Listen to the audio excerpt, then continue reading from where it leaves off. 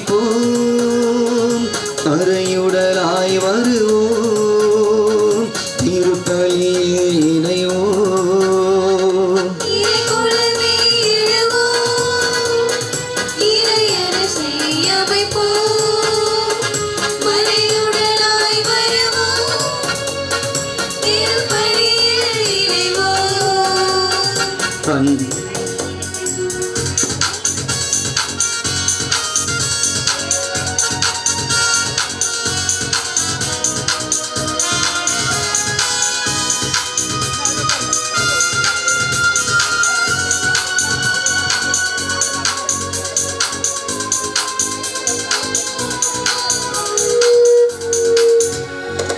இருளின் ஆட்சியை முறியடிக்க அன்று நிகழ்ந்த பலியை நினைப்போம், இறைவன் மைந்தனே பலி பொருளாய் தன்னை இழந்த தியாகம் உரைப்போம்.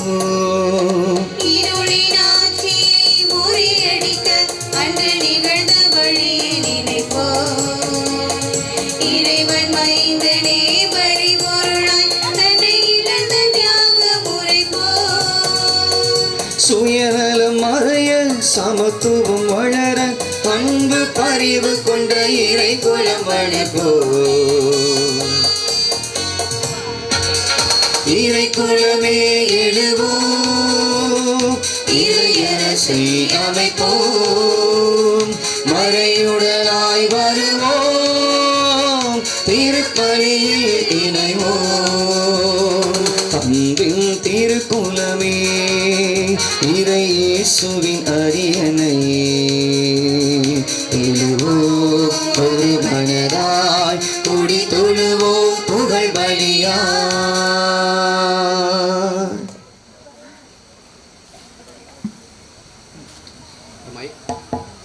தந்தை மகன் தூய ஆவியாரின் பெயராலே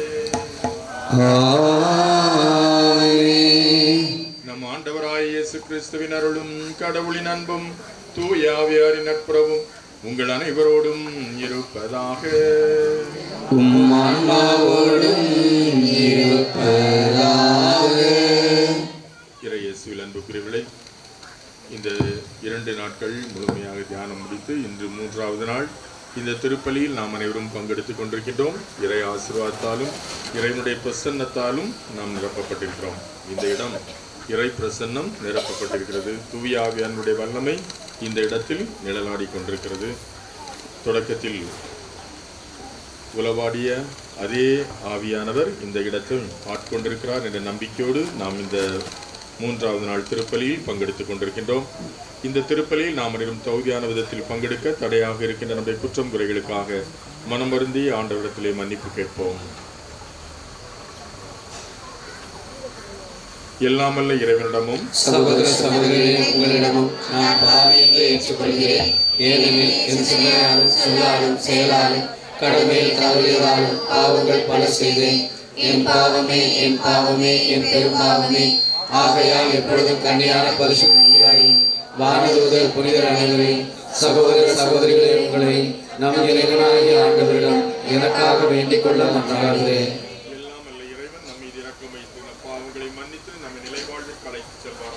ஆமென்.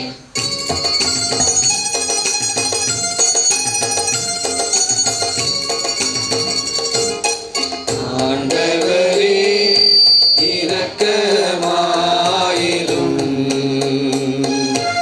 ஆண்டவரே இரக்கமாயிரும், கிறிஸ்துவே இரக்கமாயிரும்,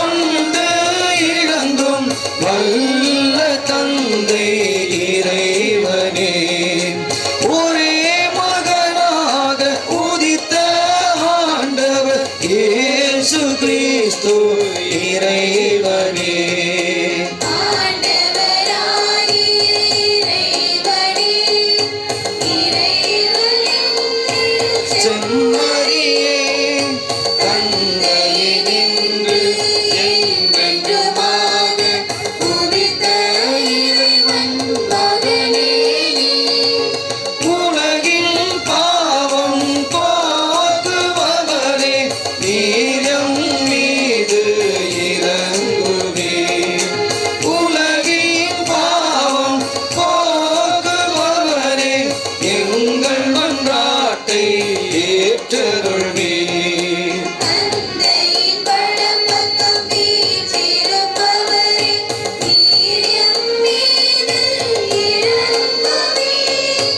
ஏனெனில் இயேசு கிறிஸ்துவே, நீர் ஒருவரே தூயவர்.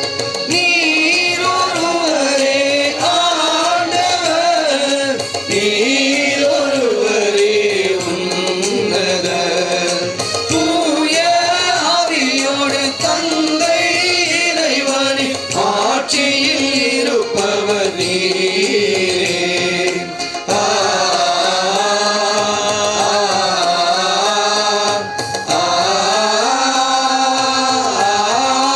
ஆமென்.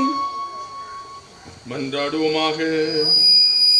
ஆண்டவரே, உம்முடைய மக்களின் தாழ்மையான வேண்டல்களுக்கு பரிவிரக்கத்துடன் செவிசாய்க்குமை வேண்டுகின்றோம். அதனால் நாங்கள் செய்ய வேண்டியதை அறியவும் அறிந்ததை நிறைவேற்றவும் அவர்களுக்கு ஆற்றல் அருள்வீராக. உம்மோடு தூய ஆவியாரின் ஒன்றிப்பில் இறைவனாய் என்றென்று வாழ்ந்து ஆட்சி செய்கின்ற எங்கள் ஆண்டவரும் உம் திருமகனுமாகிய கிறிஸ்து வழியாக உம்மை மன்றாடுகின்றோம். ஆமென். எபிரேயருக்கு எழுதப்பட்ட திருமுகத்திலிருந்து வாசகம். அதிகாரம் 3, இறை வார்த்தைகள் 7 முதல் 14 முடிய. எபிரேயருக்கு எழுதப்பட்ட திருமுகத்திலிருந்து வாசகம். அதிகாரம் 3, இறை வார்த்தைகள் 7 முதல் 14 முடிய. எனவே தூய ஆவியார் கூறுவது, இன்று நீங்கள் அவரது குரலை கேட்பீர்கள் என்றால், பாலை நிலத்தில் சோதனை நாளன்று கிளர்ச்சியின் போது இருந்தது போல உங்கள் இதயத்தை கடினப்படுத்தி கொள்ளாதீர்கள்.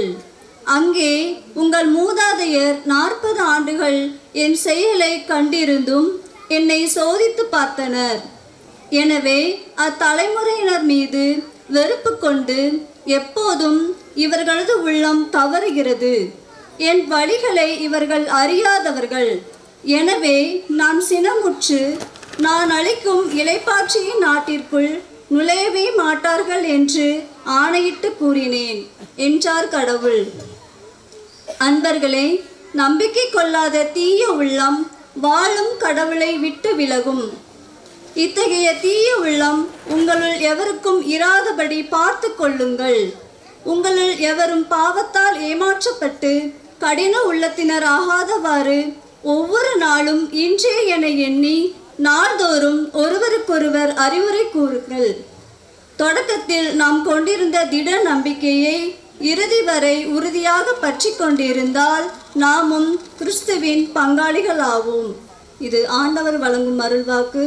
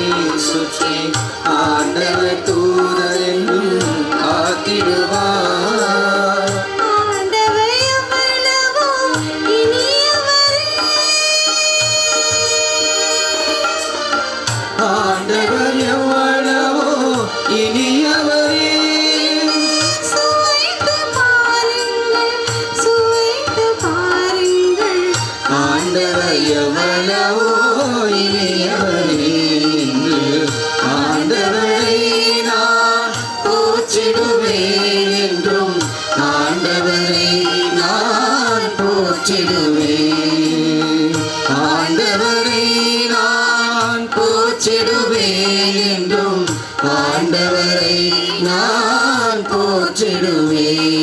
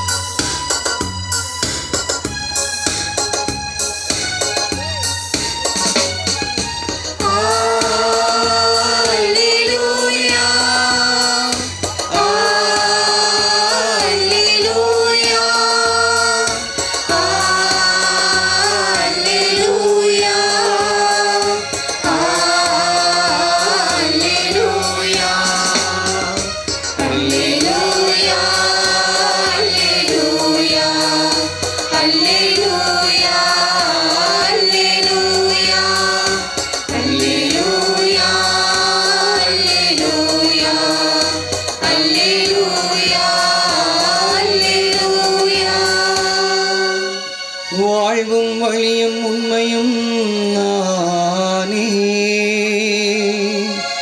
என் வழியாயன்றி எவரும் தந்தையிடம் வருவதில்லை என்கிறார் ஆண்டவர். அல்லேலூயா அல்லேலூயா அல்லேலூயா அல்லேலூயா. ஆண்டவர் உங்களோடு இருப்பாராக.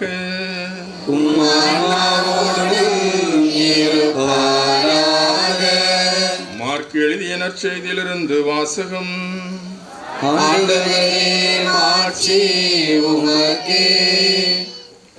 ஒரு நாள் தொழுநோயாளர் ஒருவர் இயேசுவிடம் வந்து, நீர் விரும்பினால் எனது நோயை நீக்க உம்மால் முடியும் என்று முழந்தாள் படியிட்டு வேண்டினார்.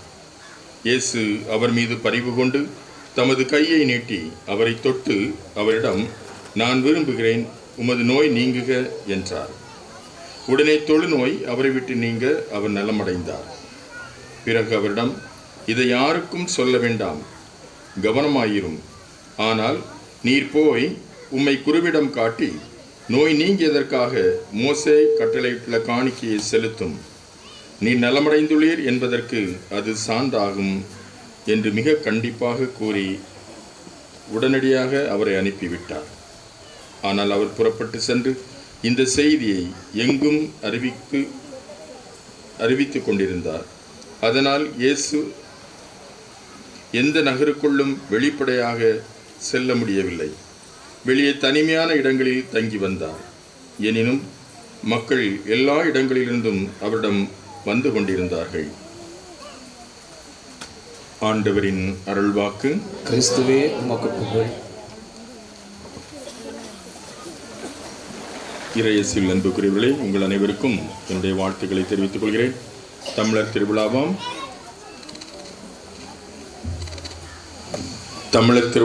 பொங்கல் வாழ்த்துக்களையும் அன்போடு தெரிவித்துக் கொள்கிறேன். எல்லாம் நல்லா இருக்கீங்களா? சந்தோஷமா இருக்கீங்களா? இந்த இடத்துல சந்தோஷமா இருக்கிறேன்னு சொல்றவங்களாம் கை தட்டுங்க பார்ப்போம்.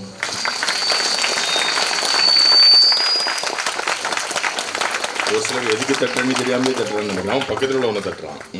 சரி, ஓகே. அவங்க கொசு வந்துச்சோ அதான் அடிக்கிறான்னு நினைக்கிறேன். சரி, எல்லாருமே இந்த இடத்துல மகிழ்ச்சியாக இருக்கிறோம். ஏறக்குறைய 5 நாட்கள் பள்ளி மாணவிகளுக்கு விடுமுறை, நிறைய பேருக்கு விடுமுறை, தொடர் விடுமுறை. எல்லோரும் மகிழ்ச்சியாக பொங்கலை, தமிழர் திருவிழாவாம் பொங்கலை கொண்டாடி கொண்டிருக்கிற இந்த நேரத்தில் நாம் கடவுளை கொண்டாடி கொண்டிருக்கிறோம். இந்த இடத்துல அந்த 3 நாட்கள் நாம் நம்முடைய விடுமுறையில் கடவுளை கொண்டாடி கொண்டிருக்கிறோம். நன்றாக ஓய்வெடுக்க வேண்டிய நேரம், அல்லது பல இடங்களுக்கு செல்லக்கூடிய நேரம், நண்பிகளை சந்திக்கின்ற நேரம், உறவினர்களை சந்திக்கிற நேரம், பல இடங்களை சந்திக்கிற நேரம். அந்த இடத்துல நம்ம கடவுளை சந்திக்க வந்திருக்கிறோம். கடவுளுடைய பிரசன்னத்தை நாம் உணர்வதற்காக வந்திருக்கிறோம்.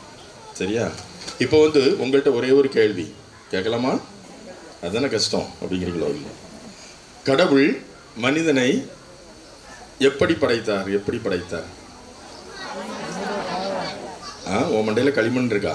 அதை கேட்கல. களிமண்ணால் படைச்சாரு. என்ன, எப்படி மனிதர்களை எப்படி உருவாக்கினார்?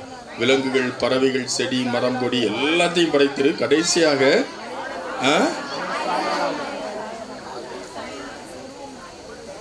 ஆண்டவருடைய சாயலாக படைத்தார். ஆண்டவருடைய, சரி எல்லாரும் சத்தமா சொல்லுங்க. ஆண்டவருடைய, சரி.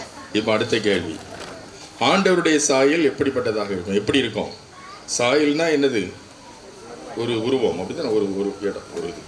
சரி, அப்போ ஆண்டவர் தன்னுடைய சாயலாக மற்ற விலங்குகள், பறவைகள், மற்ற உயிரினங்களை எல்லாம் படைக்காத மாதிரி மனிதர்களை படைத்திருக்கிறார். அதுவும் தன்னுடைய சாயலாக படைத்தார். அப்போ ஆண்டவருடைய சாயல் எப்படின்னு நீங்க உணர்றீங்க?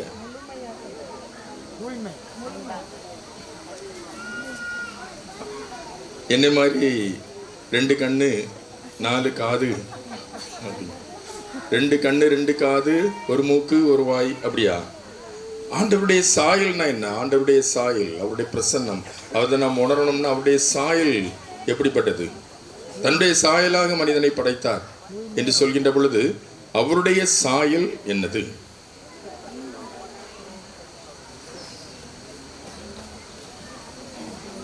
சொல்லுங்க. நீங்க சொல்றதெல்லாம் சரிதான். அவங்க எல்லாமே கடவுளுடைய சாயல் தான் அப்படிங்கிறீங்களோ? அடிப்படையாக ஒன்று 2 இது உண்டு. அடிப்படையாக அதான் இறைவனுடைய சாயல். ஒம்பா அன்பு, வேற பரிசுத்தம், இரக்கம், எதெல்லாம் உங்ககிட்ட இல்லையா? அதெல்லாம் சொல்றீங்களோ? உங்ககிட்ட இருக்கிறத சொல்லுங்க பார்ப்போம். ரொம்ப சிம்பிள். சரி, இன்னும் கொஞ்சம் எளிதாக உங்ககிட்ட கேட்கிறேன்னு, ஆண்டவர் எப்படி இருக்கிறார்?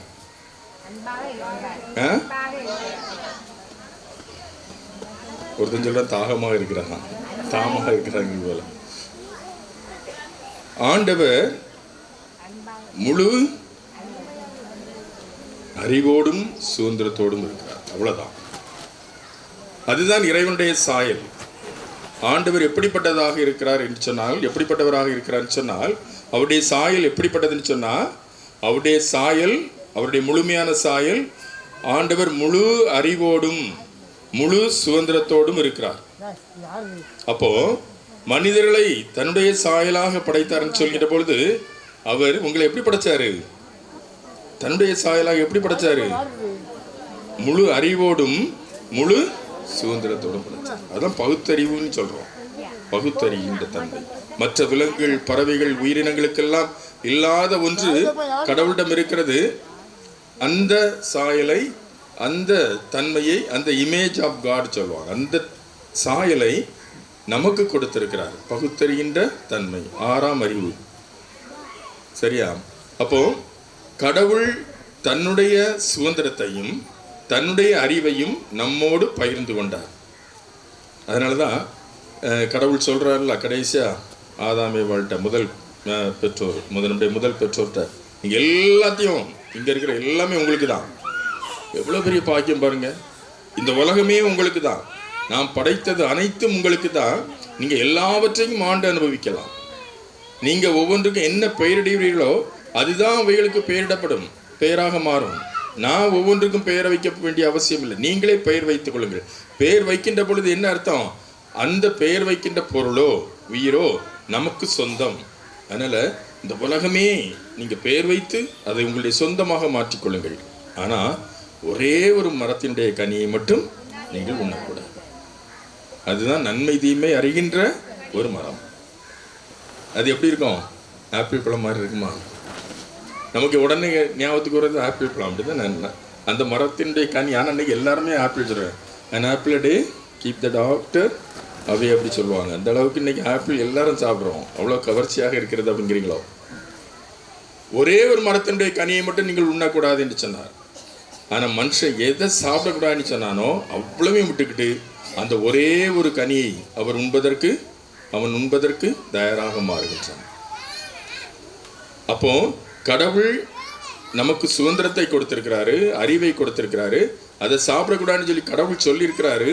அந்த அறிவு நமக்கு இருக்கிறது, அந்த பகுத்தறிகின்ற தன்மை இருக்கிறது. அது தீமை. கடவுள் சொல்லியிருக்கிறாரு அதை செய்யக்கூடாது, அதை செய்தால் பிரச்சனை வரும், தண்டனை வரும் அப்படிங்கிறது அவனுக்கு நன்றாகவே தெரியும். அதுதான் பகுத்தறிகின்ற தன்மை, அறிவு. அவனுக்கு முழு அறிவையும் கொடுத்திருக்கிறார். அப்போ அந்த அறிவை பயன்படுத்தி அதை அவன் சாப்பிடவும் செய்யலாம், சாப்பிடாம இருக்கலாம். அந்த சுதந்திரம். கடவுள் நம்மை கட்டாயப்படுத்த மாட்டாரு. நீ நல்லவனாக தான் இருக்கணும், பரிசுத்தமாக தான் இருக்கணும், நீ அன்பு தான் செய்யணும், நீ இரக்கமுடையவனாக தான் இருக்கணும் அப்படின்னு சொல்லி கடவுள் நம்மை நிர்பந்தப்படுத்திட்டான்னு வச்சுங்களேன், மனுஷன் பாவமே செஞ்சிருக்க மாட்டாங்க. நோ சாய்ஸ், வேறு எந்த வாய்ப்பும் நமக்கு கிடையாது. நல்லது தான் செஞ்சு ஆகணும். அப்போ அவன் பாவம் செஞ்சிருக்க மாட்டான். அப்போ அந்த அறிவை அவன் தவறாக பயன்படுத்துகின்றான். தன்னுடைய சுதந்திரத்தை அவன் தவறாக பயன்படுத்துகின்றான். அதனால தான் அவன் இறை பிரசன்னத்தில் பங்கெடுக்க முடியாதவனாக மாறிவிடுகின்றான். அதனால தான் இந்த உலகத்தில் என்னது வருது? பாவம், பாவத்தின் விளைவாக சாபம், சாபம் என்று சொல்கின்ற பொழுது தண்டனை. ஆனால் அந்த சாபத்தையும் அந்த தண்டனையும் ஒரு ஆசீர்வாதமாக மாற்றுகின்றார். எப்படி? நீ நெற்றி வேர்வை நிலத்தில் விழ பாடுபட்டு உழைக்க வேண்டும். நீ சும்மா இருக்கக்கூடாது, நீ உழைக்கணும். முன்னாடி உழைக்காமலே எல்லாத்தையும் சாப்பிட்டா, எல்லாத்தையும் ஆண்டு அனுபவிச்சா. ஆனால் இனி நீ கஷ்டப்படணும், உழைக்கணும். நீ பாவம் செய்ததனால், எனக்கு நீ துரோகம் செய்ததனால் என்னுடைய தண்டனை உனக்கு வருகிறது. அந்த தண்டனையை நான் ஆசீர்வாதமாக மாற்றுகிறேன். அந்த ஆசீர்வாதம் அது உழைப்பாக மாறுகிறது. எனவே உழைப்பை நான் ஆசீர்வதித்து அந்த உழைப்பின் மூலம் நீ வாழ வேண்டும் என்று அவர் சொல்கிறார். அதனால தான் நாம் அவ்வப்போது பாவம் செய்து கொண்டே இருக்கிறோம். இறை சாயலில் படைக்கப்பட்ட நாம் அந்த சாயலை பல நேரங்களில் நம்முடைய பாவத்தின் விளைவாக, நம்முடைய அகங்காரத்தின் விளைவாக, நம்முடைய கீழ்ப்படியாத அந்த ஒரு தன்மையின் விளைவாக நாம் அவ்வப்போது இழந்து கொண்டிருக்கிறோம். சரிதானா? அப்போ இறை பிரசன்னத்தில் நம்ம பங்கெடுக்கணும் அப்படின்னு சொன்னோம்னா, இறை சாயல் நமக்கு கொடுக்கப்பட்ட அந்த இறை சாயலை நாம் இழக்காமல் பார்த்து கொள்ள வேண்டும். அதற்காகத்தான் நாம் ஆலயங்களுக்கு வருகின்றோம், வழிபாடுகளில் பங்கெடுக்கின்றோம், திருவருட்சாதனங்களை பெறுகின்றோம், இந்த மாதிரி ஜப கூட்டங்களில் நாம் பங்கெடுக்கின்றோம். நற்செய்தி அறிவிக்கப்படுகின்ற பொழுது அதை காது கொடுத்து கேட்கின்றோம். கேட்கின்ற அந்த நற்செய்தியை நம்முடைய வாழ்வாக மாற்றுவதற்கு நாம் முயற்சி எடுக்கிறோம். அந்த இறை பிரசன்னத்தில் நாமும் பங்கெடுக்க வேண்டும், நம்முடைய பிரசன்னத்தை இறை பிரசன்னமாக தொடர்ந்து மாற்ற வேண்டும் என்று சொல்லி நாம் இந்த மாதிரி நிகழ்வுகளெல்லாம் பங்கெடுத்து கொண்டிருக்கிறோம். ஆக இப்போ நமக்கு நன்றாகவே தெரியும் பாவம் எவ்வாறு இந்த உலகத்தில் வந்தது, எவ்வாறு நாம் இறை பிரசன்னத்தை இழந்தோம், இறை சாயலை நாம் எவ்வாறு இழந்தோம் என்று நமக்கு நன்றாகவே தெரிகிறது. இப்படிப்பட்ட ஒரு சூழலில் இப்போ நடைமுறை ப்ராக்டிக்கலாக நம்முடைய வாழ்க்கையோட நாம் தொடர்புபடுத்தி இந்த ஒரு நிகழ்வை நாம் இப்பொழுது நம்முடைய வாழ்க்கையோடு தொடர்புபடுத்தி பார்ப்போம். நாம் வாழ்கின்ற இந்த காலகட்டத்தோடு கொஞ்சம் தொடர்புபடுத்தி பார்ப்போம். சரியா? தொடர்புபடுத்துறதுக்கு எல்லாம் ரெடியாக இருக்கீங்களா? சரி. இன்றைக்கு நம்மகிட்ட தைரியமாக என்னிடம் இறை பிரசன்னம் இருக்கிறது. பவுலடிகளார் சொல்வார்ல, வாழ்வது நான் அல்ல, என்னில் கிறிஸ்து வாழ்கிறார். அப்போ என்னில் கிறிஸ்து வாழ்கிறார்னு சொன்னால் அதான் இறை பிரசன்னம். அந்த இறைவன் இயேசு என்னில் வாழ்கிறார் என்று சொல்கின்ற பொழுது நான் அந்த பிரசன்னத்தில் இருக்கிறேன், அந்த பிரசன்னத்தை வெளிப்படுத்துகின்றேன். எனவே என்னால் தைரியமாக சொல்ல முடிகிறது, வாழ்வது நான் அல்ல, என்னில் கிறிஸ்து வாழ்கிறார். அப்படிதானே? அப்போ இறைவன் என்னோடு வாழ்ந்து கொண்டிருக்கிறார். அந்த பிரசன்னத்தை நாம் இன்று உண்மையிலேயே வாழ்ந்து கொண்டிருக்கிறோமா? நாம் உண்மையிலே இறை பிரசன்னத்தில் வாழ்ந்து கொண்டிருக்கிறோம். நான் இறை பிரசன்னத்தின் சாயல் எந்த வகையிலும் இழக்கலை, அதில் வாழ்ந்து கொண்டிருக்கிறேன்னு சொல்கிறவங்க எத்தனை பேர் கை தூங்க பார்ப்போம்?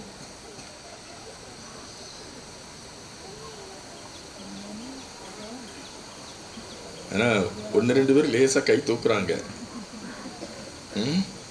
Very good.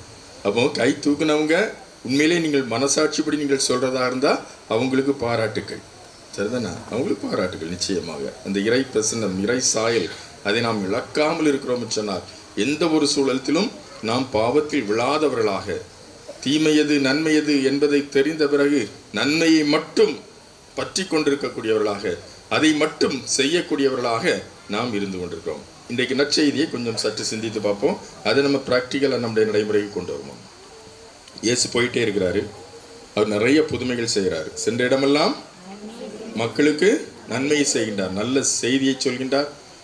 அதே நேரத்தில் அவருடைய வாழ்க்கைக்கு தேவையான உடல் சுகத்தை கொடுக்கிறார், ஆசீர்வாதத்தை கொடுக்கிறார். அவருடைய வாழ்வு வளம் பெறுவதற்கு தேவையான எல்லா சூழல்களையும் ஏற்படுத்தி கொடுக்கிறாரு. அப்படிப்பட்ட ஒரு சூழலில் இயேசு சென்ற இடமெல்லாம் நன்மையை செய்கிறார், புதுமைகளை செய்கிறார். அந்த புதுமைகள் செய்வதை கேள்விப்பட்ட ஒரு தொழுநோயாளி ஒருவர் இயேசுவை சந்திக்க வருகின்றார். இயேசுடைய காலத்திலும் சரி அதற்கு முன்னாலும் சரி தொழுநோயாளர்களை எப்படி நினைப்பாங்க? அவர்கள் தீட்டு, அவர்கள் தீண்டத்தகாதவர்கள், அவர்கள் யூத குலத்தில் பிறந்தாலும் கூட அவர்கள் குடும்பத்தில் வாழ தகுதியற்றவர்கள், சமூகத்தில் வாழ தகுதியற்றவர்கள். அப்போ உடல் நோயை விட அவர்களுக்கு இந்த சமூக நோய், இந்த சமூகம் கொடுக்கின்ற நோய் மிக கடினமான ஒரு நோய். உடல் நோயை கூட அவர்களால் ஜீரணித்துக் கொள்ள முடியும். ஆனால் இந்த சமூகம் கொடுக்கிற அந்த நோயை, தீண்டாமை என்கின்ற நோயை அவர்களால் பொறுத்து கொள்ள முடியாது. ஏன் குடும்பத்தில் பெற்றோர் அல்லது பிள்ளைகள் அல்லது கணவன் மனைவி உறவுக்காரங்க அவங்களே குடும்பத்தில் அவங்கள வச்சுக்க மாட்டாங்க. அவங்க தனியாக ஒதுக்குப்புறத்தில் மலைப்பகுதிகளிலும் காடுகளிலும் அவர்கள் வாழ்ந்து வந்தார்கள். அவர்கள் ஊருக்கு வருகின்ற பொழுது ஏதாவது ஒரு சந்தர்ப்பத்தில் வர வேண்டிய சூழல் வருகின்ற பொழுது சத்தமாக சொல்லிட்டு வரணுமா, தீட்டு தீட்டு தீட்டுன்னு சொல்லிட்டு தங்களையே அவர்கள் தீட்டு தீட்டு என்று சொல்லிக்கொண்டு அவர்கள் நடமாட வேண்டும். அதுவும் அதிகமாக நடமாடக்கூடாது. மக்கள் குறைவாக இருக்கிற நேரத்தில், நடமாட்டம் இல்லாத நேரத்தில் அவர்கள் சொல்லிக்கொண்டே வர வேண்டும். அப்படின்னு சொன்னால் அவர்களை யாராவது பார்த்தாங்க அப்படி சொன்னோம்னா வீட்டுக்குள்ளே உட்காந்துருவாங்க, வெளியே வரமாட்டாங்க, ஒதுங்கிடுவாங்க. அப்போ அவர்களுக்கு உணவு எப்படி கிடைக்கும்? உறவுக்காரங்க ஒரு குறிப்பிட்ட இடத்துல அவர்களுக்குடைய உணவை வைத்து விட்டு போய்விடுவாங்க. இவங்க அந்த சாப்பாடை எல்லாரும் போன பிறகு தனியாக போய் அந்த சாப்பாடை எடுத்து சாப்பிட்டுக்கணும். எவ்வளோ கஷ்டம் பார்த்தீங்களா? எவ்வளோ துன்பம் பார்த்தீங்களா? என்ன பாவம் செஞ்சாங்க? அவங்க ஒரு பாவமும் செய்யலையே. அவர்கள் உடல் நோயினால் கஷ்டப்படுகிறார்கள். ஆனால் அவர்களுக்கு இந்த சமூகம் கொடுக்கிற தண்டனை அவருடைய உள்ளத்தையும் மனதையும் அவருடைய உடலையும் இன்னும் அதிகமாக பாதிக்கிற சூழல். அப்படிப்பட்ட ஒரு நேரத்தில் தான் தொழுநோயாளி ஒருவன் தைரியமாக வெளியே வருகிறான். அந்த தைரியம், அந்த வீரம் அவனுக்கு யார் கொடுக்கிறா? அந்த இறை பிரசன்னம் கொடுக்கிறது. அவனிடம் இருக்கிற அந்த இறை பிரசன்னம் கொடுக்கிறது. இயேசுவினுடைய பிரசன்னத்தில் அவன் பங்கெடுக்க வேண்டும் என்று ஆசைப்படுகின்றான். நல்லதை செய்கின்றவர் எனக்கும் நல்லதை செய்வார் என்ற நம்பிக்கை, விசுவாசம், பற்றுறுதி அவனை உந்தி தள்ளுகிறது. அதனால் அவன் அந்த சமூகத்தை பற்றி கவலைப்படவில்லை, யாரை பற்றியும் கவலைப்படவில்லை. அவங்க என்ன சொன்னாலும் பரவாயில்லை, எனக்கு அதை பற்றி பிரயோஜனம் இல்லை, அதை பற்றி கவலை இல்லை. ஆனால் நான் தீட்டு என்று சொல்வதற்கு பதிலாக ஆண்டவரே நீர் விரும்பினால் என்னை குணமாக்க முடியும். பார்த்தீங்களா? நீர் விரும்பினால் என்னை குணமாக்க முடியும். அப்பவும் கூட என்னை கட்டாயம் குணமாக்கணும்னு அவன் கேட்கல. ஏன்னா இறைவனுடைய சித்தம் என்னவோ அது எனக்கு நடக்கட்டும். பாருங்க எவ்வளவு பெருந்தன்மையான ஒரு எண்ணம். இன்னைக்கு கடவுள் எனக்கு கொடுக்கணும்னு சொல்லி நம்ம எத்தனை பேர் கடவுளை நிர்பந்தப்படுத்துகிறோம். குறிப்பிட்ட நாட்களில் கேட்ட பிறகு கிடைக்கல அப்படி சொன்னோம்னா அவரை ஏசுறோம், திட்டுறோம். அது வரைக்கும் அவருடைய அன்பை சுவைத்து கொண்டிருந்த நாம் அந்த அன்பை புறக்கணிப்பதற்கு கூட நாம் தயாராக இருக்கோம். ஆனால் அவன் என்ன சொல்கிறான்? ஆண்டவரே நீர் விரும்பினால் நீர் குணமாக்க முடியும். நீர் எத்தனை பேருக்கு குணம் கொடுக்கிறீர்கள், எனக்கும் குணம் கொடுக்க முடியும். அந்த விசுவாசம், அந்த நம்பிக்கை தான் அவனை உந்தி தள்ளுகிறது, வீரமாக வெளிப்படுகிறது. இந்த சமூகத்தினுடைய அச்சுறுத்தலுக்கு அவன் பயப்படாதவனாக தன்னுடைய நிலையிலிருந்து அவன் வெளியே வருகின்றான். இயலாமை என்கின்ற தன்னுடைய நிலையிலிருந்து வெளியே வருகின்றான். இந்த சமூகத்தில் வாழ தகுதியற்றவன் என்று சொல்லி இந்த சமூகம் வெறுத்து ஒதுக்கிய அந்த ஒரு சூழலில் அவன் அதிலிருந்து வெளியே வருகின்றான். அந்த வெளியே வருவதற்கு அவனுடைய நம்பிக்கை, கடவுள் மீது இந்த நம்பிக்கை உந்து தள்ளியாக, உந்து சக்தியாக அவனுக்கு இருக்கிறது. எனவே அவன் தீட்டு என்று சொல்வதற்கு பதிலாக ஆண்டவரே என்ற வார்த்தையை பயன்படுத்துகிறான். ஆண்டவரே என்கின்ற வார்த்தை அது சக்தி மிக்க வார்த்தை. வாழ்க்கையில் மாற்றத்தை ஏற்படுத்துகின்ற வாழ்க்கையில் ஒரு உற்சாகத்தையும் ஒரு உத்வேகத்தையும் கொடுக்கிற அந்த ஒரு வார்த்தை. ஆண்டவரே நீர் விரும்பினால் என்னை குணமாக்க முடியும். அவனுக்கு நல்லாவே தெரியும். ஆண்டவருடைய பலவீனம் என்ன தெரியுமா? சொல்லுங்க பார்ப்போம். இயேசுனுடைய பலவீனம் என்ன? பலம் நிறையா இருக்குன்னு சொல்லுவோம். ஆனால் இயேசுக்கு ஒரு பலவீனம் உண்டு. அது பலவீனம் என்ன சொல்லுங்க பார்ப்போம். எல்லாருக்கும் இரக்கம். அவருடைய பலவீனமே அவருடைய ஊதாரித்தனமான அன்பு. இயேசுடைய பலவீனம் என்னது? அவருடைய அன்பு, ஊதாரித்தனமான, அதாவது கண்மூடித்தனமான ஒரு அன்பு. நாம் எப்படிப்பட்டவர்களாக இருந்தாலும் சரி, எவ்வளோ பெரிய பாவிகளாக இருந்தாலும் சரி, எவ்வளோ பெரிய அயோக்கியர்களாக இருந்தாலும் சரி, துரோகிகளாக இருந்தாலும் சரி, கடவுளுடைய பலவீனம் பல நேரங்களில் நாம் சோதித்து கொண்டே இருக்கிறோம். அதான் பிரச்சனை. அவருடைய பலவீனமே நாம் எப்படிப்பட்டவர்களாக இருந்தாலும் அவர் நமக்கு நன்மை செய்யக்கூடியவர். அதனால தான் சொல்லப்பட்டிருக்கிறது இறை வார்த்தையாக, ஆண்டவர் நல்லோர் மேலும் தீயோர் மேலும் கதிரவனை உதிக்க செய்கிறார், எல்லாத்துக்கும் மழை பொழிய செய்கிறார். இவன் நல்லவன், இவன் கெட்டவன் அப்படின்னு சொல்லி சூரியனை நல்லவர்களுக்கு மட்டும் காட்டுறது கிடையாது. அதே மாதிரி இவன் நல்லவன் சொல்லி மழையை குறிப்பிட்ட மக்களுக்கு மட்டும் அவர் கொடுப்பதில்லை. அவர் நல்லோர் மேலும் தீயோர் மேலும் கதிரவனை உதிக்கச் செய்கிறார். அப்படிப்பட்ட நன்மை நிறைந்தவர், நல்லவர். அதுதான் அவருடைய இறை பிரசன்னம். அப்போ அவருடைய ஊதாரித்தனமான ஒரு அன்பு அவனுக்கு கண்டிப்பாக நல்லது செய்யும்னு சொல்லி தெரியும். அதனால தான் அவன் தைரியமாக சொல்கிறான், நீர் விரும்பினால் என்னை குணமாக்க முடியும் என்று சொல்கின்றான். அவர் நிச்சயமாக என்ன சொல்வார்? விரும்புகிறேன், ஒருவேளை அவரு நான் விரும்புகிறேன், நீ குணமாக வேண்டாம் அப்படி சொன்னா அவன் ஏற்றுக்கொள்ளக்கூடிய மனநிலையில் இருந்தான். அன்புக்குரியவர்கள், அது இயேசு மட்டும்தான் தெரிந்தவர், இயேசு மட்டும்தான் உணர்ந்தவர். அதுதான் உண்மையான விசுவாசம். இயேசுடைய விருப்பம் ஒருவேளை அவனுக்கு சுகம் கொடுக்க கூடாது என்று நினைத்தாலும் கூட அவனுக்கு இயேசுவின் மீது அன்பு குறையாது என்று இயேசு அங்கே உணர்ந்ததனால் நான் விரும்புகிறேன், நீ குணமாக என்று சொல்கிறார். அந்த விசுவாசம், அதுதான் ஆழமான விசுவாசம். இன்னைக்கு நாம என்ன சொல்லுவோம்? யாரையாவது ஒரு ஆளை நல்லவங்கன்னு எப்போ சொல்லுவோம்? நம்ம கேட்கும் போதெல்லாம் கடன் கொடுக்குறவங்க, கேட்கும் போதெல்லாம் கொடுக்குறவங்களாம் நல்லவங்கன்னு சொல்லுவோம். என்னைக்காவது ஒரு நாள் தரமாட்டேன்னு சொன்னோம்னா அது வரைக்கும் வாங்கி தின்னுருப்போம், அது வரைக்கும் வாங்கி அனுபவிச்சிருப்போம். அதுக்கப்புறம் அவனை மாதிரி ஒரு மோசமானவன் கிடையாது, கெடுகட்டவன் கிடையாதுன்னு சொல்லி அவனை பற்றி இல்லாத பொல்லாத புறணியெல்லாம் பேச ஆரம்பிச்சிருவோம், அவனை சபிக்க கூட ஆரம்பிச்சிருவோம். அப்போ நாம் எதிர்பார்த்து அன்பு செய்கிறோம், கடவுள் எதிர்பார்க்காமல் அன்பு செய்யக்கூடியவர். அதை அந்த தொழுநோயாளி உணர்ந்தான். எனவேதான் அவன் தைரியமாக தன்னுடைய விசுவாசத்தை வெளிப்படுத்துகின்றான். நீர் விரும்பினால் என்னை குணமாக்க முடியும். இயேசு என்ன சொல்றாரு? விரும்புகிறேன்னு சொல்கிறாரு. குணமாக என்று வார்த்தையினால் மட்டும் சொல்லவில்லை, அவனை தொடுகின்றார். தொடுவது என்பது அரவணைப்பதற்கு சமம். அன்புக்குரியவர்களே, நிச்சயமாக அவர் அரவணைத்திருப்பார். விவிலியத்தில் சொல்லப்பட்டிருக்கிறது, அவர் அவனை தொட்டார் என்று சொல்லி. ஆனால் அவனை அன்போடு அரவணைத்திருப்பார். அந்த அரவணைப்பு இருக்கு பார்த்தீங்களா, அது முதல்ல அவனுடைய முதல் நோயை குணமாக்குது. எந்த நோய் சொல்லுங்க போகும்? என்ன நோய்? அந்த சமூக அவனுக்கு கொடுத்த அந்த ஒரு நோய், தண்டனை. அந்த சமூகம் அவனை பார்த்தா தீட்டுன்னு ஒதுங்கி ஓடுவாங்கல்ல, தொடமாட்டாங்கல்ல. ஏன் மனைவி கூட தொடமாட்டா, கணவன் கூட தொடமாட்டான், பெற்றோர் கூட தொடமாட்டாங்க, பிள்ளைகள் கூட தொடமாட்டாங்க. அப்படிப்பட்ட சமூகம், கடினமான ஒரு சமூகம். அப்போ தொடக்கூட பக்கத்தில் வருவதற்கு கூட மூச்சு காற்றை மேலே பற்றக்கூடாதுன்னு சொல்லி நினைக்கிற அந்த சமூகத்தின் மத்தியில் இயேசு ஒரு யூதன் தான், அவருக்கு நன்றாகவே தெரியும். ஆனாலும் கூட அவனை அரவணைக்கின்றார், கட்டி பிடிக்கின்றார், அவனை தொடுகின்றார். அவன் அப்படியே உருகி போயிட்டான். இதற்கு மேலே எனக்கு உடல் சுகம் தேவையே கிடையாது. என்னை நேசிக்கிறவர், என்னை அன்பு செய்கிறவர், எந்த எதிர்பார்ப்பும் இல்லாமல் முழுமையாக என்னை ஏற்றுக்கொண்டு என்னை அன்பு செய்கிறவர் என்னை தொட்டு விட்டார், என்னை அரவணைத்து விட்டார். இது எனக்கு போதும், இதுக்கு மேலே எனக்கு எதுவும் தேவையில்லை என்று அவன் மனசில் நிச்சயமாக நினச்சிருப்பான். ஆனால் இயேசு அப்படிப்பட்டவில்லை. கொடுத்தா நிறைய கொடுத்துட்டு இருப்பார். அவர் அதோடு நிப்பாட்டி விடவில்லை. அவனுக்கு அந்த ஒரு நிறைவை, நிம்மதியை மட்டும் கொடுத்து அவனை அப்படியே விட்டுவிட விரும்பவில்லை. நான் விரும்புகிறேன், உடல் நோயிலிருந்தும் நீ நலம் பெற்று செல் என்று சொல்கின்றார். அவனுக்கு சுகம் கொடுக்கிறார். அவனுடைய நம்பிக்கை அவனுக்கு மிகப்பெரிய சுகத்தை கொடுக்கிறது. அது மட்டுமல்ல, இயேசுவின் விருப்பத்தின்படி அவன் நடந்ததனால், அவருடைய விருப்பம் என்னவோ அதை ஏற்றுக்கொள்வதற்குள்ள மனநிலையில் அவன் இருந்ததனால், தன்னுடைய விசுவாசத்தை அவன் முழுமையாக வெளிப்படுத்திய காரணத்தினால் இயேசுவினுடைய விருப்பமாகிய அந்த குணமடைதல் என்கின்ற நல்ல நிகழ்வு அவனுக்கு நடைபெறுகிறது. அது மட்டுமல்ல, இயேசு கடினமான ஒரு கட்டளையும் அவனுக்கு கொடுக்கிறார்.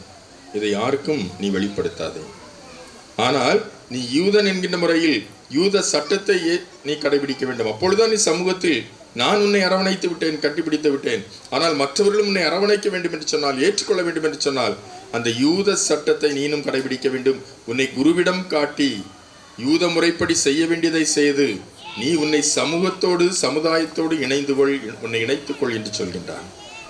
அது மட்டுமல்ல, இயேசு சொன்னதற்கு நேர்மாறாக அவன் இயேசுவை பற்றி அறிவிக்கின்றான். எப்படி அறிவிச்சிருப்பான் சொல்லுங்க? எப்படி அறிவிச்சிருப்பான்? சென்ற இடமெல்லாம் போதிச்சிருப்பானா? அவனுடைய வாழ்க்கையால், இயேசுவிடமிருந்து அவன் பெற்ற அந்த பிரசன்னத்தினால், அவன் தன்னுடைய வாழ்க்கையால், வாழ்வது நான் இல்லை என்னில் கிறிஸ்து வாழ்கிறான்னு சொன்னான்ல, அதே மாதிரி அவன் வாழவில்லை, அவனில் கிறிஸ்து வாழ்கிறார். அந்த கிறிஸ்துவை அவன் பிரதிபலிக்கிறான். தன்னுடைய வாழ்வில் முழுமையாக இரக்கமுடையவனாக மாறுகிறான், பரிசுத்தமாக மாறுகிறான், அன்புடையவனாக மாறுகிறான். கடவுளுக்கும் சமூகத்துக்கும் இன்னும் தேவையானவர்களுக்கு அவன் கீழ்ப்படிந்து வாழக்கூடிய அந்த நல்ல நிலையை அவன் பெறுகின்றான். அதன் மூலம் வாழ்ந்தால் இப்படிப்பட்டவனாக வாழ வேண்டும் என்று சொல்லி இவன் இயேசுவிடமிருந்து அற்புதத்தை பெற்றிருக்கிறான், நல்லதை பெற்றிருக்கிறான், வளம் பெற்றிருக்கிறான். எனவே இவன் நடமாடுகின்ற கிறிஸ்துவாக நமக்கு போதனை செய்கின்ற ஒரு இடத்திலே இருந்து கொண்டிருக்கிறான் சொல்லி அவன் வாழ்க்கையில் இயேசுவை போதித்திருப்பான். அதனாலதான் இயேசுடைய கட்டளை அவன் மீறிட்டாலும் இயேசு கோபப்படலைங்க.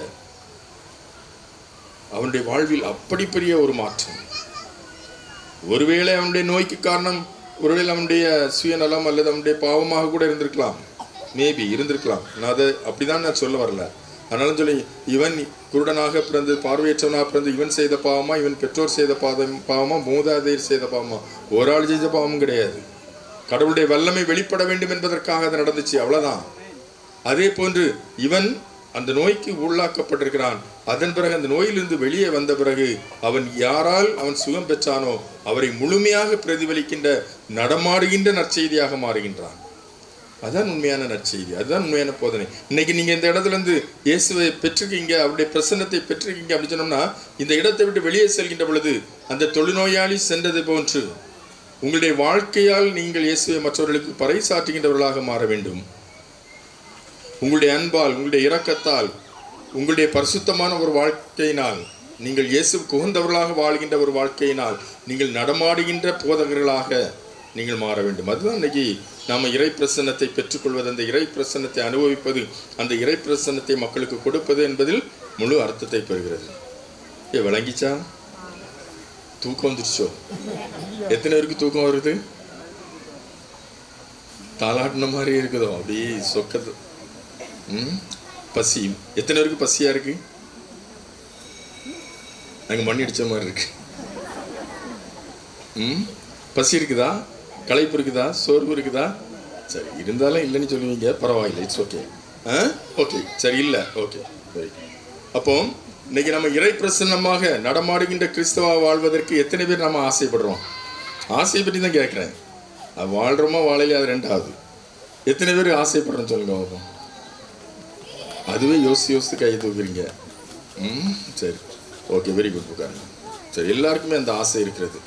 நான் நல்லவனாக இருக்கேன்னு தானே ஆசைப்படுறேன். நான் என்னைக்காவது கோவப்படணும்னு ஆசைப்படுவேனா? யாரா என்னைக்காவது நீங்கள் கோவப்படணும்னு ஆசைப்படுவீங்க? ஆனால் எடுத்தெடுத்தாலும் கோவம் வருது. நம்ம ஆசைப்படுறது கோவப்படக்கூடாதுன்னு சொல்லி. ஆனால் அதுக்கு நேர்மாறாக நடக்கிறது. அதுவும் பவுலடிகளார் தான் சொல்கிறாரு. சரியா? என்னுடைய உடல் பலவீனமாக இருக்கு, உள்ளம் பலமாக இருக்கிறது, ஆனால் உடல் பலவீனமாக இருக்கிறது. எதை செய்யக்கூடாது என்று நினைக்கிறேனோ அதை விரும்பி செய்கிறேன், எதை செய்யணும்னு நினைக்கிறேனோ அதை என்னால் செய்ய முடியல. மற்றவர்களை அன்பு செய்யணும்னு நினைக்கிறோம், ஆனால் முடியல. நம்முடைய எதிரியும் அன்பு செய்யணும்னு நினைக்கிறோம், அவனை மன்னிக்க முடியல, அவனை அன்பு செய்ய முடியல. காரணம் என்ன? காரணம் என்ன? அவனை பார்த்த உடனே அதில் இறை சாயல் இருக்கிறது என்பதை பார்க்க மறந்து விடுகிறேன். அவன் செய்த துரோகம் மட்டும்தான் நம்முடைய கண்ணுக்கு முகிறது. அவன்கிட்ட இருக்கிற சாத்தான் நமக்கு தெரியுது, ஆனால் அவன்கிட்ட இருக்கிற அந்த இறை சாயல் நமக்கு தெரியல. அதனால மன்னிக்க மனம் இல்லாமல் போயிடுறோம். அவன்கிட்ட பேசணும், மன்னிக்கணும். அது பெற்றோராக இருக்கலாம், பிள்ளைகளாக இருக்கலாம், இல்லை கணவனாக இருக்கலாம், மனைவியாக இருக்கலாம்னு பார்த்த உடனே அந்த வார்த்தை பேயாக, சாத்தானாக, விளக்கப்பட்ட கனியாக நம்முடைய கண்ணு முன்னால் வந்து நின்றுறது. உடனே டபக்கு சாப்பிட்ருவோம். அதுதான் நம்முடைய வாழ்க்கையில் நாம் பல நேரங்களில் இறை பிரசன்னத்தை நாம் மற்றவர்களுக்கு வெளிப்படுத்த முடியாமல் போகக்கூடிய சூழலை அது நமக்கு உருவாகுது. அப்போ அந்த இறை சாயலை நமக்கு அவ்வப்போது நினைவுபடுத்துவது தான் இந்த மாதிரி நற்செய்தி கூட்டங்கள், இந்த மாதிரி ஜபம், இந்த மாதிரி ஜப வழிபாடுகள். இவைகளெல்லாம் நமக்கு அவ்வப்போது கொடுத்து, கடவுள் எல்லா இடத்துலையும் இருக்கிறாரு. அவரை நான் என் வீட்டில் பார்த்துக்கலாம், என் இதயத்தில் இருக்கிறார், எல்லா இடத்துலையும் இருக்கிறார், அங்கே பார்த்துக்கலாம். ஏன் நம்ம குறிப்பிட்ட நேரத்தில் ஆலயத்துக்கு வருகிறோம், அல்லது ஏன் ஒரு சில இடங்களில் எல்லாரும் சேர்ந்து கூடி நம்ம ஜபிக்கிறோம்? அதுக்கெல்லாம் அடிப்படை காரணம் நல்ல வார்த்தைகளை நல்லவர்கள் வாயிலாக நாம் கேட்க வேண்டும். கடவுளுடைய வார்த்தையை நல்லவர்கள் வாயிலாக நாம் கேட்க வேண்டும். கேட்பதோடு மட்டுமில்லாமல் குறைந்தபட்சம் நாம் அதை கடைபிடிப்பதற்காக நாம் முயற்சி எடுக்கணும். அப்படிங்கிறதுக்காக வேண்டிதான் நாம் இந்த இடத்துல இருக்கிறோம். அண்மையில் அமெரிக்காவில் ஒரு ஒரு ஒரு ஒரு என்ன சொல்றது, ஓட்டு ஒன்று நடத்தினாங்க. எப்படின்னா, கடவுள் இருக்கிறாரா இல்லையா? என்ன கேள்வி? கடவுள் இருக்கிறாரா இல்லையா? நல்ல கேள்வியில் அதுக்கு ஆம் அல்லது இல்லை அப்படின்னு சொல்லி பதிலளிக்கணும். கடைசியில் ரிசல்ட்டை பார்த்தா இல்லைங்கிறது தான் அதிகமாக இருந்தது. இல்லைங்கிறது தான் அதிகமாக இருந்தது அப்படின்னு சொல்லப்பட்ட நேரத்தில் இன்னைக்கு கலிஃபோர்னியா மாகாணத்தில் லாஸ் ஏஞ்சல்ஸ் நகரானது எத்தனை நாள் தீப்பிடிச்சு எரிஞ்சிட்டு இருக்கு? ஏறக்குறைய ஒரு வாரம். இன்னைக்கு அந்த பில்டிங்ஸே, அந்த வீடுகளே, பெரிய பெரிய வீடுகள், பெரிய பெரிய ஹோட்டல்ஸ், பெரிய பெரிய பணக்காரங்க, பெரிய பெரிய ஹாலிவுட் நடிகர் நடிகைகளுடைய பெரிய பெரிய கோடிக்கணக்கான மதிப்புள்ள சொத்துக்கள், வீடுகள்லாம் எரிஞ்சு தரைமட்டமாக, அந்த இடத்துல அப்படிப்பட்ட ஒரு வீடு இருந்துச்சுன்னே அடையாளம் தெரியாத வகையில் அது எரிஞ்சு போச்சு. நாம் நினைப்பது ஒன்று, கடவுள் நினைப்பது ஒன்று.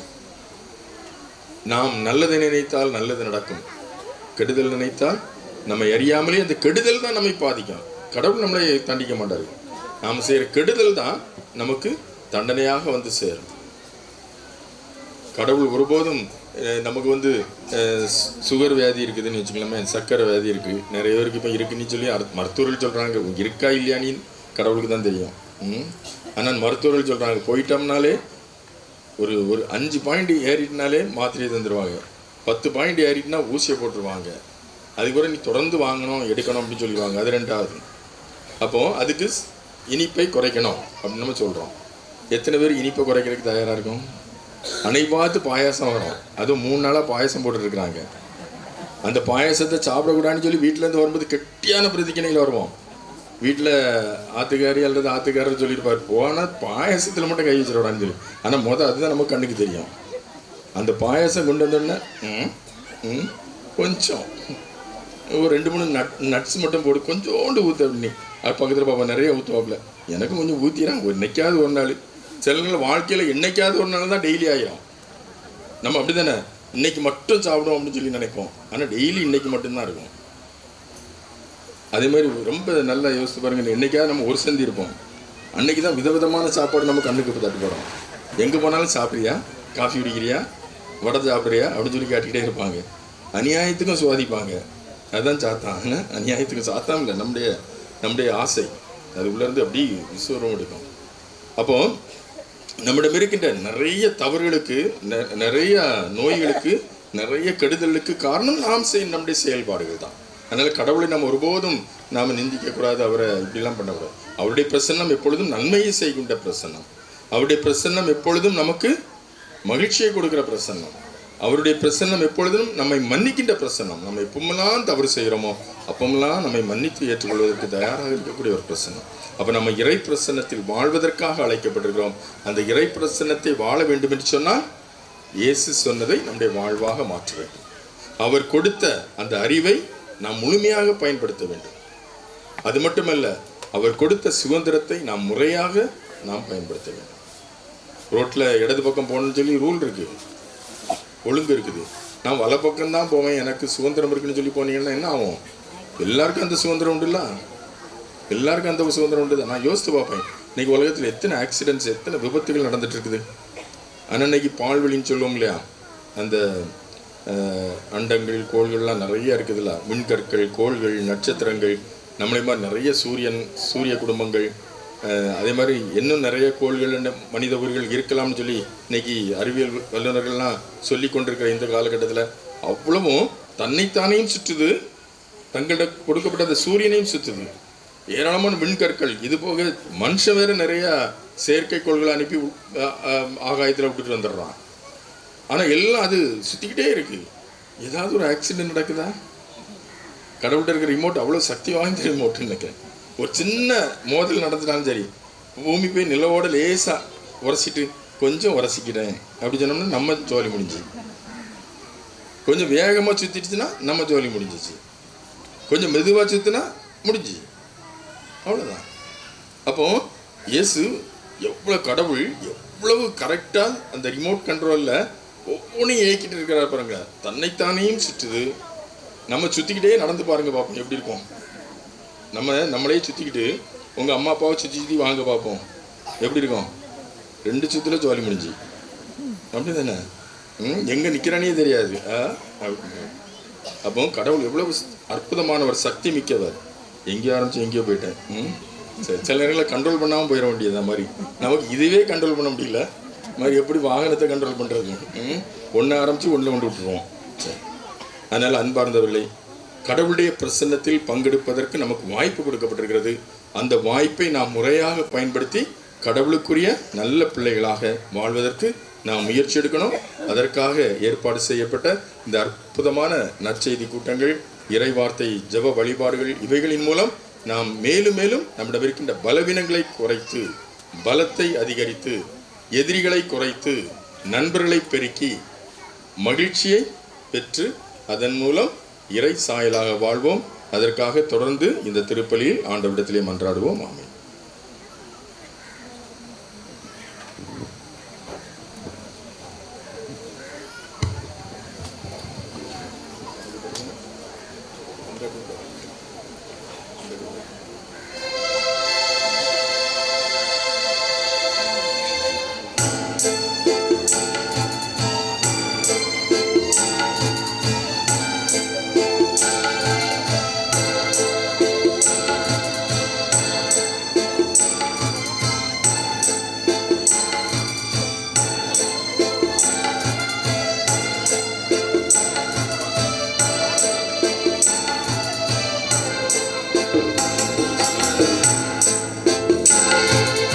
அன்போடு வந்தோம், காணிக்கை தந்தோம், பணிவோடு ஏற்பாய் ஆண்டவனே, உன் பணியோடு ஏற்பாய் தூயவனே. அன்போடு வந்தோம், காணிக்கை தந்தோம், பணிவோடு ஏற்பாய் ஆண்டவரே, உன் பணியோடு சேர்ப்பாய் தூயவரே.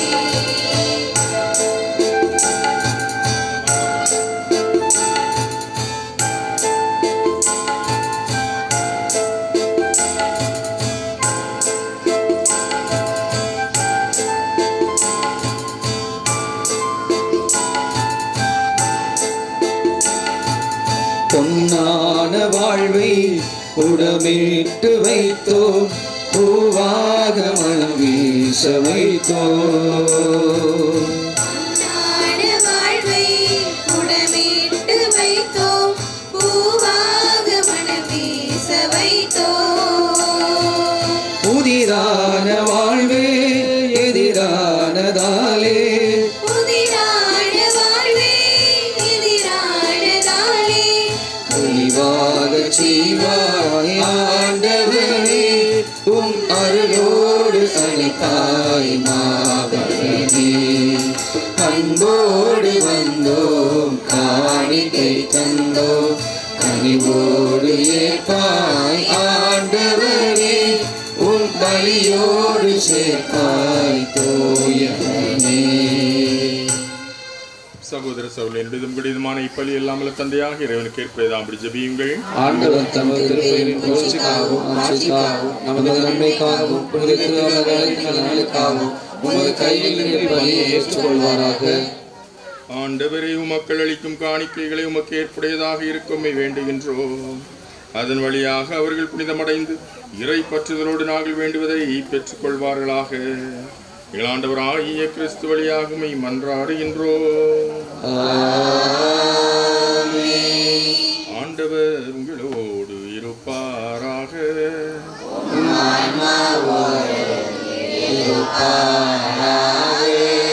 இதயங்களை மேலே எழுப்புங்கள்.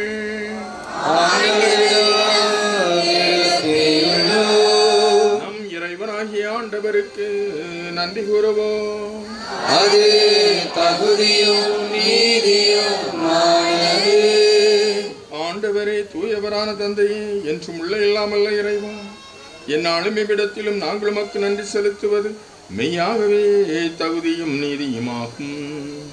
எங்கள் கடமை மீட்புக்குரிய செயலுமாகும். ஏனெனில் பாவ பழியால் வெகு தொலைவில் அகன்றிருந்தவும் பிள்ளைகளை உம் திருமகனின் இரக்கத்தாலும் தூய ஆவியாரின் வல்லமையினாலும் உம்மோடு மீண்டும் ஒன்றிணைக்க திருவுளமானே. இவ்வாறு மக்கள் மூவர் கடவுளின் ஒன்றிப்பால் ஒருங்கிணைக்கப்பட்டு கிறிஸ்துவின் உடலும் தூய ஆவியானவரின் கோயிலுமான திரு அவையாக திகழச் செய்கின்றேன். இதனால் பல்வையில் வெளிப்படுத்தப்படுவது ஞானத்தை புகழச் செய்தேன். ஆகவே வானதூதத்திரளோடு ஒன்று சேர்ந்து நாங்களும் இப்பொழுதேற்றி மழுடன் அறிக்கையிட்டு பாடுவதாவது: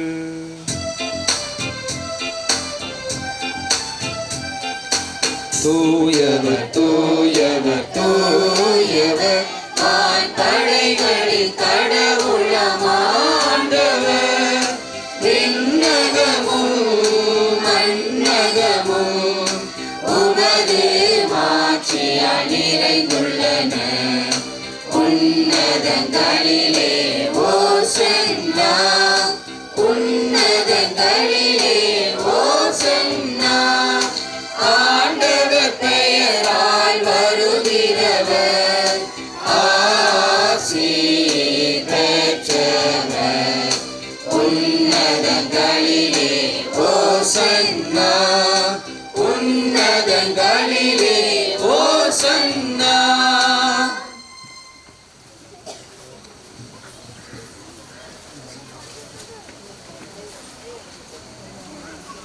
ஆண்டவரை நேர்மையாகவே தூயவர், தூய்மை அனைத்திற்கும் ஊற்று. ஆகவே உடைய ஆவியை பொழிந்திய காணிக்கைகளில் தூய்மைப்படுத்த மன்றாடுகின்றோம். இவ்வாறு எங்கள் ஆண்டவர் இயேசு கிறிஸ்துவின் உடலும் இரத்தவுமாக எங்களுக்கு இவை மாறுவனவாக. அவர் பாடுபட உணவணிந்து தம்மை கையளித்தவர் அப்பத்தை எடுத்து நன்றி செலுத்தி அதை பிட்டு தம் சீடர்களுக்கு அளித்து அவர் கூறியதாகும்: அனைவரும் இதிலிருந்து பெற்று உண்ணுங்கள், ஏனெனில் இது உங்களுக்காக கையளிக்கப்படும் என் உடல். ஆராதிக்கின்றோம், நாங்கள் ஆராதிக்கின்றோம், இயேசுவின் திருவுடலை ஆராதிக்கின்றோம்.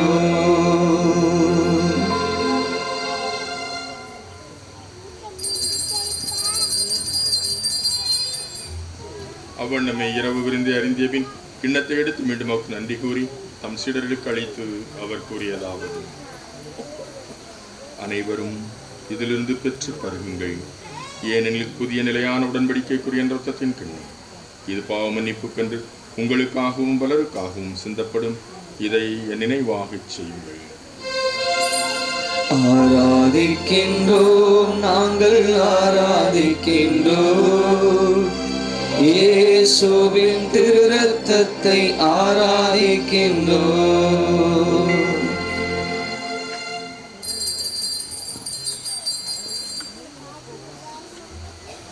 நம்பிக்கையின் மறைபொருள். ஆண்டவரே, நீர் வருமளவு உமது இறப்பினை அறிக்கையிடுகின்றோம், உமது உயிர்ப்பினையும் எடுத்துரைக்கின்றோம். ஆகவே ஆண்டவரே, நாங்கள் கிறிஸ்து இறப்பினை மீட்பினை கூர்ந்து வாழ்வதரும் அப்பத்தை மீட்பளிக்கும் கிண்ணத்தை ஒப்பு கொடுக்கிறோம். உம் திருமண மக்கள் ஊழியம் புரிய தாமதங்களை ஏற்றுக்கொண்டு எனவே மக்கள் நன்றி செலுத்துகிறோம். மேலும் கிறிஸ்தின் உடலிலும் இரத்தத்திலும் பங்குரிமைகளை தூய ஆவியார் ஒன்று சேர்க்க வேண்டும் என நம்மை தாழ்மையுடன் மன்றாடுகின்றோம். ஆண்டவரே, உலகெங்கும் பரவியிருக்கும் திரு அவையை நினைகூர்ந்தருளும். எங்கள் திருத்தந்தை பிரான்சிஸ், எங்கள் ஆயர் ஸ்டீபன், எல்லா திருநிலையினர் ஆகிய அனைவரோடும் அது திரு அவை அன்பில் நிறைவு வரச் செய்துள்ளோம். மேலும் மீட்டெழுமது நோக்குடன் திகழ் கொள்ளும் எங்கள் சகோதர சகோதரிகளையும் இறந்தோர் அனைவரையும் இரக்கத்துடன் நெய்கூர்ந்து மது திருமகோளினுள் ஏற்றுள்ளோம். எங்கள் அனைவர் மீதும் இரக்கமாயிரும். கடவுளின் கன்னித்தாயான புனித மரியா, அவருடைய கணவரான புனித யோசேப்பு, புனித திருத்தூதர்கள், இவளில் முக்கு வந்தவராயிருந்தோர் ஆகிய புனிதர் அனைவருடனும் நாங்கள் நிலைவாழ்வில் பங்குள்ளும் தகுதி பெற்று உம் திருமணி இயேசு கிறிஸ்து வழியாக மெய்ப்பொழுதேத்தும் வரமருள மன்றாடுகின்றோம். ஆமென்.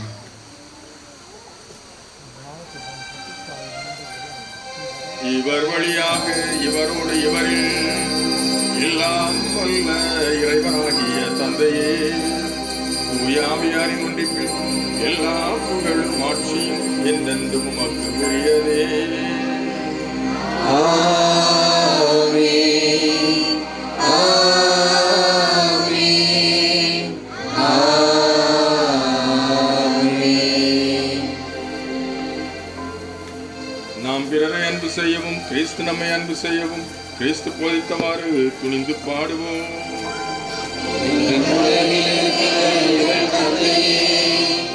உமது பெயர் போற்றப் பெறுக, உமது ஆட்சி வருக, உமது திருவுளம் விண்ணுலகில் நிறைவேறுவது போல மண்ணுலகிலும் நிறைவேறுக.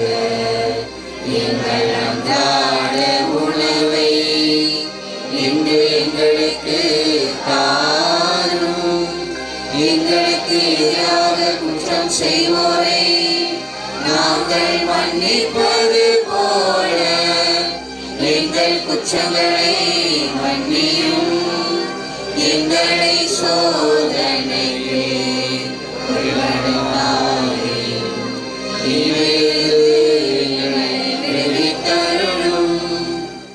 ஆண்டவரே, தீமை அனைத்திலும் இருந்து எங்களை விடுவித்து எங்கள் வாழ்நாளில் அமைதியை கனிவுடன் அருளமே மன்றாடுகின்றோம்.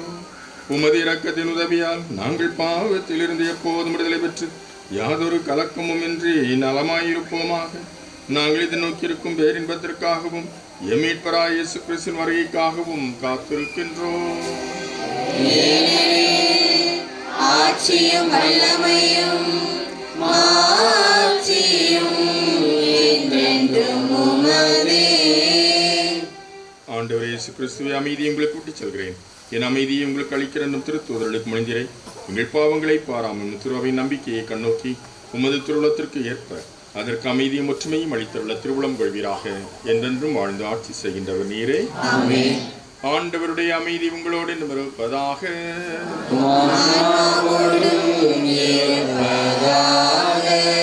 ஒருவருக்கொருவர் கிறிஸ்துவின் அமைதியை மகிழ்ச்சியுடன் அறிவித்துக் கொள்வோம்.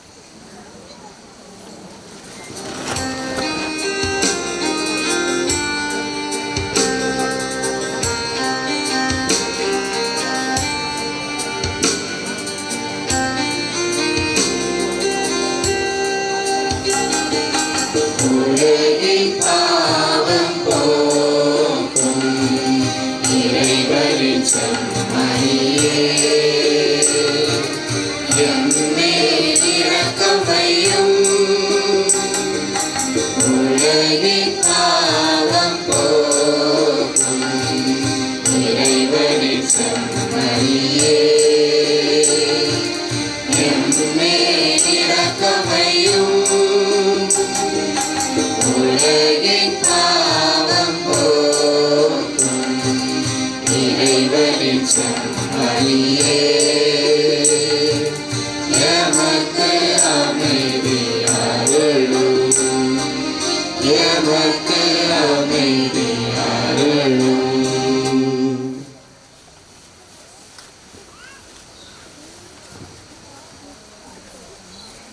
இதோ இறைவனின் செம்மறி, இவரே உலகின் பாவங்களை போக்க வல்லவர். நம் ஒவ்வொருவரையும் அன்பு செலுத்தி நம்மை வழி நடத்துகின்றவர். விருந்திற்கு அழைக்கப்பட்ட நாம் அனைவரும் பேறு பெற்றோர்.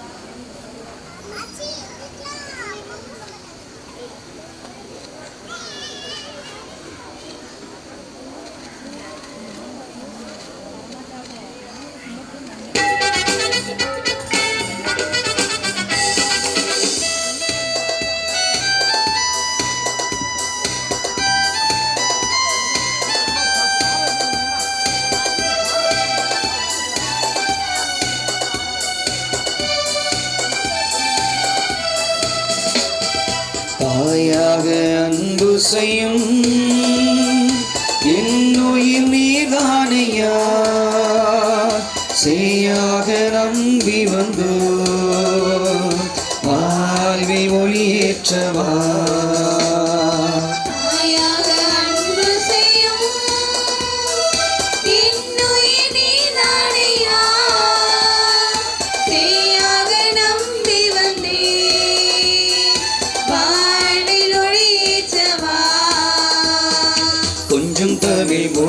பேசி என்னை தேற்றவே கொஞ்சம் தமிழ் மொழி பேசி என்னை தேற்றவே பிஞ்சு நெஞ்சம் அழைக்குது வருவாய் தேவா இன்று நெஞ்சம் அழைக்குது வருவாய் தேவா தாயாக அன்பு செய்யும் என்னுயிர் நீதானையா செய்யாக நம்பி வந்து வாழ்வில் ஒளியேற்றவா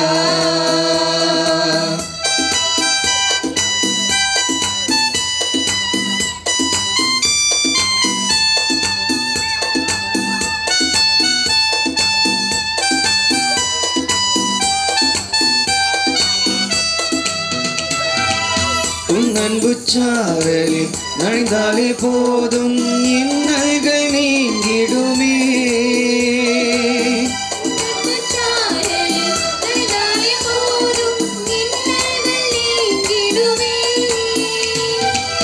உன் சுவாச காற்றிலே கலந்தாலே போதும் விண் வாசல் அடைந்திடுவே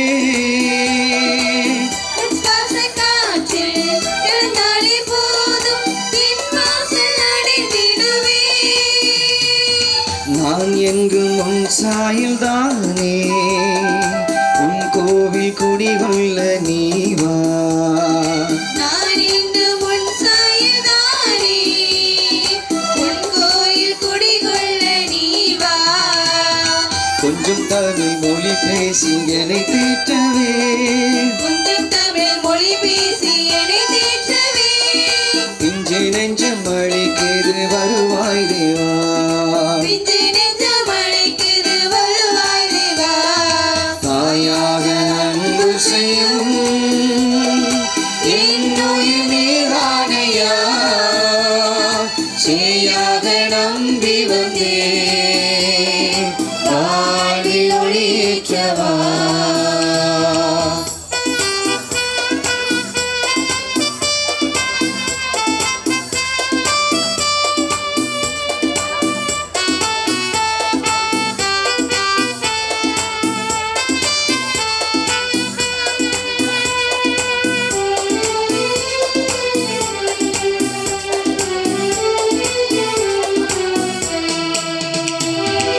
உன் பாசனரம்பில் இணைந்தாலே போதும் சுகராகம் மீட்டிடுவே உன் வார்த்தை கடலில் விழுந்தாலே போதும் யுகம் பல படைத்திடுவே உன் பாசனரம்பில் இணைந்தாலே போதும் சுகராகம் மீட்டிடுவே உன் வார்த்தை கடலில் விழுந்தாலே போதும் யுகம் பல படைத்திடுவே எல்லாமே நீதானே இறைவா என் உள்ள நிறைவாக நீவா எல்லாமே நீதானே இறைவா என்னுள்ள நிறைவாக நீவா கொஞ்சம் தமிழ் மொழி பேசி என்னை தேற்றவே கொஞ்சம் தமிழ் மொழி பேசி என்னை தேற்றவே பிஞ்சு நெஞ்சம் அழைக்குது வருவாய் தேவா பிஞ்சு நெஞ்சம் அழைக்குது வருவாய் தேவா தாயாக அன்பு செய்யும் என்னுயிர் நீதானையா செய்யாக நம்பி வந்தேன் வாழ்வில் ஒளியேற்றவா தாயாக அன்பு செய்யும் என்னுயிர் நீதானையா செய்யாக நம்பி வந்தேன் வாழ்வில் ஒளியேற்றவா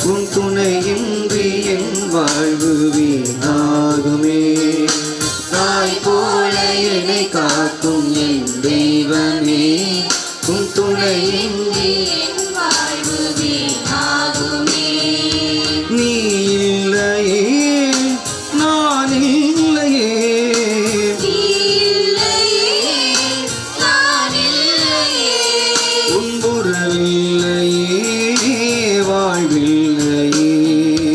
தாய் போல என்னை காக்கும் என் தெய்வமே, உன் துணையின்றி என் வாழ்வு வீணாகுமே.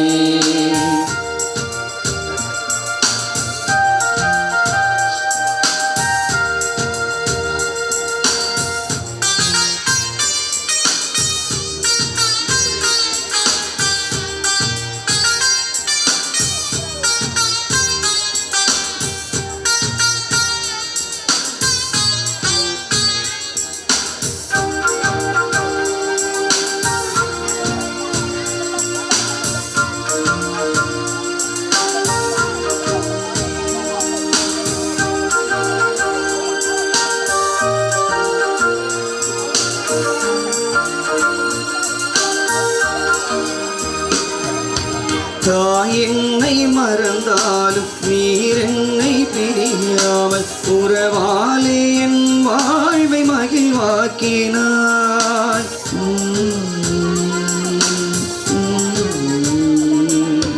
தாய் என்னை மறந்தாலும் நீ என்னை பிரியாமல் உறவாலே என் வாழ்வை மகிழ்வாக்கினாய். அன்பானவா அருளானவா, அன்பானவா அருளானவா, துயர் நீக்கி துணையாக நீர் வாருமே. துயர் நீக்கி துணையாக நீர் வாருமே. தாய் போல என்னை காக்கும் என் தெய்வமே, உன் துணையின்றி என் வாழ்வு வீணாகுமே.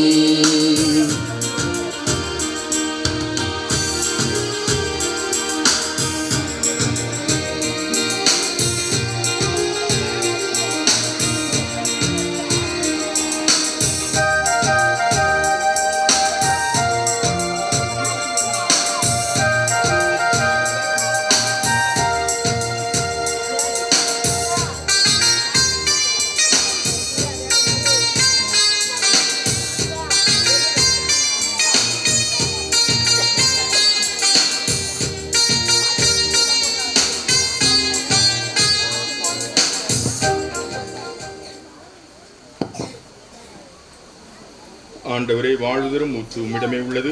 உமது ஒளியில் நாமும் ஒளியை காண்போம். மன்றாடுவோமாக. எல்லாம் வல்ல இறைவா, உம்மை பணிவுடன் வேண்டுகின்றோம். அதனால் உம் அருளடையாளங்களால் புத்துயிர் பெற்ற நாங்கள் உமக்கு ஏற்புடைய வாழ்வால் பணிபுரிய கனிவுடன் எங்களுக்கு அருள்வீராக. எங்கள் ஆண்டவர் ஆகிய கிறிஸ்து வழியாக உம்மை மன்றாடுகின்றோம். ஆண்டவர் உங்களோடு இருப்பாராக.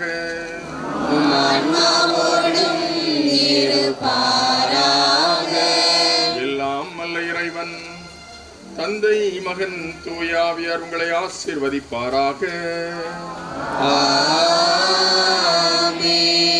இறைவனது அன்பையும் ஆசிரியரையும் பெற்றவர்களாய் சென்று வாழுவோம். திருப்பலி நிறைவேறிற்று. இறைவனுக்கு